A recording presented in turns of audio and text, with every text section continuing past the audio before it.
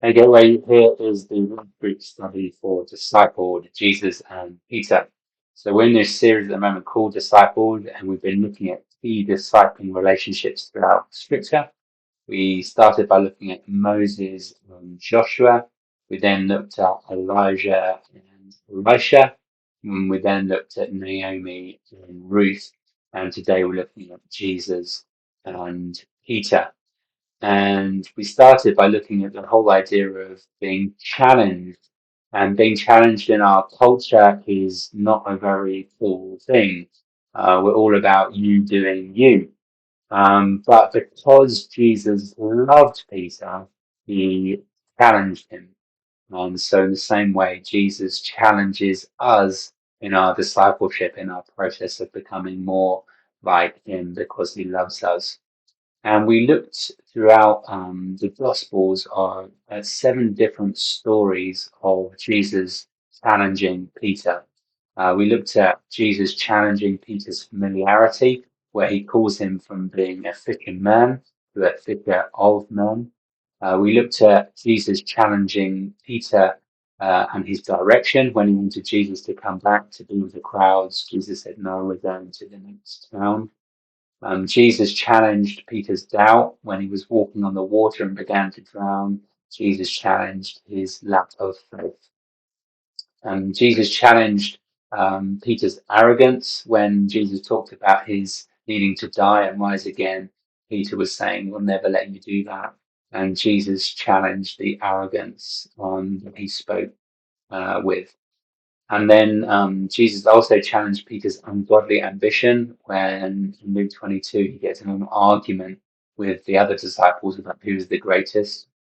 And then Jesus challenges his self-confidence when Peter says, "I will never deny you, Lord." And Jesus says, "Yep, you're going to 3 times before the cock crows." And then Jesus challenged Peter's spiritual apathy when he asked him to pray for an hour in the Garden of Gethsemane, and he doesn't manage to do that. And so there are 7 examples of Jesus challenging Peter. And I guess when it comes to our own challenge, when we feel like the Lord challenging us with these stories, we can see really that there's a root of these things that Jesus is challenging. I think we could probably boil these challenges down to 3 key ones. Peter's fear, um, Peter's desire for comfort, and Peter's pride. And perhaps when we feel God challenging things like our fear, our desire for comfort, and our pride, we can remember that Jesus um, courageously went towards the cross for us. Jesus gave up all the comfort of heaven and lived an uncomfortable life for us. And Jesus humbly walked towards the cross. He took on the very nature of a servant.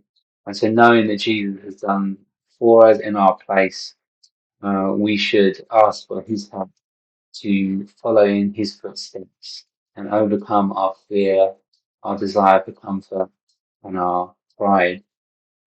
And so here are kind of a few questions for you on the back of this study. Has the Lord, I'd love to hear from you, challenged you in one of these or a different area in your life? So one of these 7 areas, have you felt the Lord challenge you specifically in one of those areas? Or in another area of your life, have you felt the Lord challenge you? Second question, how does the Lord's challenge differ from condemnation? And that's so important to know the difference. And there are a couple of scriptures there that might help you with that question. And then within this whole idea of challenge, we looked at the challenge of our Sunday gatherings, and we shared about what God might be speaking to us about the future in terms of moving forward as one gathering, and asking us to all pray and think and talk about that. So, would love you to have an opportunity in life groups to discuss how or what are you thinking and feeling about the potential challenge of a change in gatherings. So, hope that's been helpful and hope you have some great discussions.